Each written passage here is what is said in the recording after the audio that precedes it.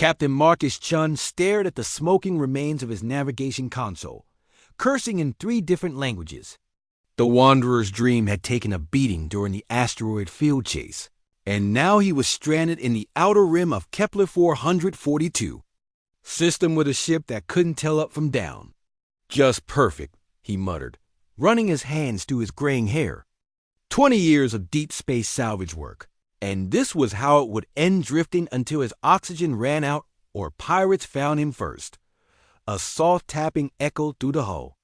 Marcus froze. Nothing should be able to dock with his ship out here. He grabbed his plasma pistol and made his way to the airlock, expecting the worst. What he found was a maintenance pod barely larger than a coffin, its hull scarred and patched with what looked like scrap metal.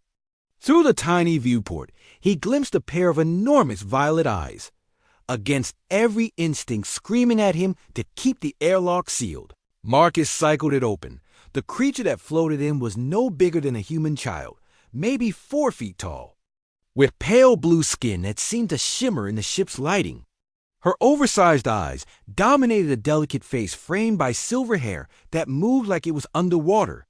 She wore what appeared to be a modified environmental suit cobbled together from at least 6 different species technology.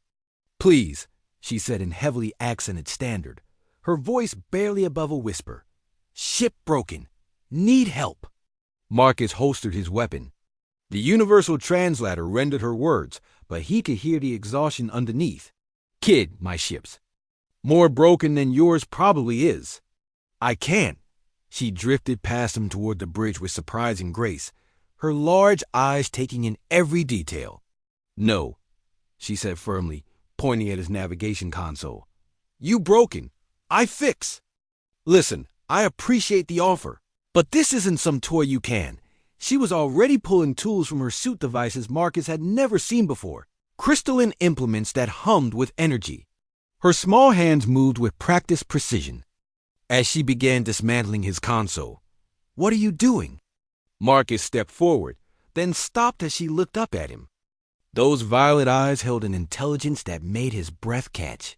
"Fixing," she said simply. "Humans build strong, but think ... linear. You see problem, you replace. I see problem, I adapt." As Marcus watched, she began weaving circuits together in patterns that defied everything he knew about engineering. Crystalline threads connected human tech to components he couldn't identify, creating a hybrid system that shouldn't work but somehow did. "What's your name?" he asked after an hour of watching her work in fascination. "Zira," she replied without looking up. "Kethari Nomad, ship singer." "Ship singer?" For the first time, she smiled the expression that transformed her entire face. "I make ships ... sing, in harmony, not fighting themselves." Marcus felt something stir in his chest that had nothing to do with the repairs. He'd been alone for so long, traveling from salvage site to salvage site, that he'd forgotten what it felt like to have someone else care about his ship. "There," Zira announced after 3 more hours. The navigation console glowed with soft bioluminescent traces running through the circuitry like veins. "Try now." Marcus activated the system and gasped. Not only was navigation online, but he was getting readings from sensors he didn't even know his ship had. The Wanderer's dream had been transformed into something more than the sum of its parts. "How did you... Humans think in boxes," Zira explained, her voice growing stronger. "This for navigation, this for life support, this for engines. But ship is living thing. All parts need to talk, to sing together.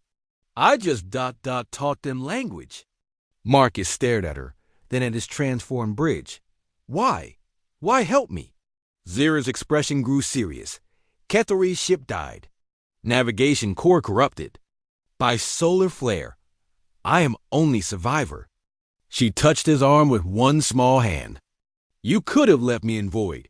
Instead, you opened door, showed trust. But I can take you anywhere now, any station, any planet. You don't owe me. Not owe," she interrupted, those violet eyes meeting his. "Choose." Kethari have saying, "The song finds its singer, and the singer finds their song. Your ship sings now. Sings of journeys and discovery and... She paused, her cheeks darkening to deep blue. Of companionship. Marcus felt his throat tighten. Zira, I'm a salvage runner. I go to dangerous places, deal with dangerous people. It's no life for what? For tiny alien girl? Her smile returned, but there was steel underneath it now.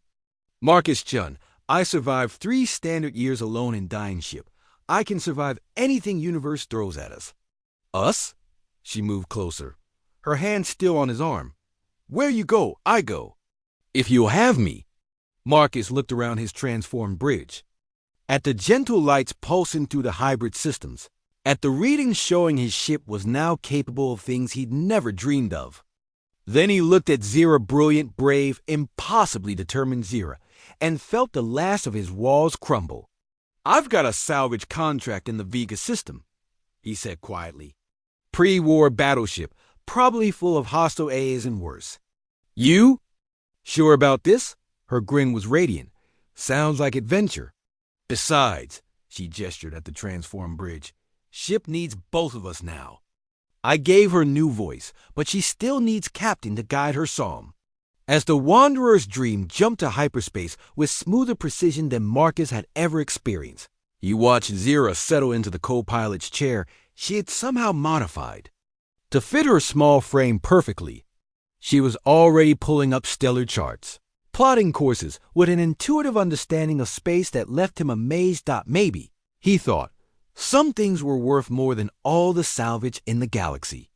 Ship hummed around them, and for the first time in years, Marcus Chun wasn't traveling alone.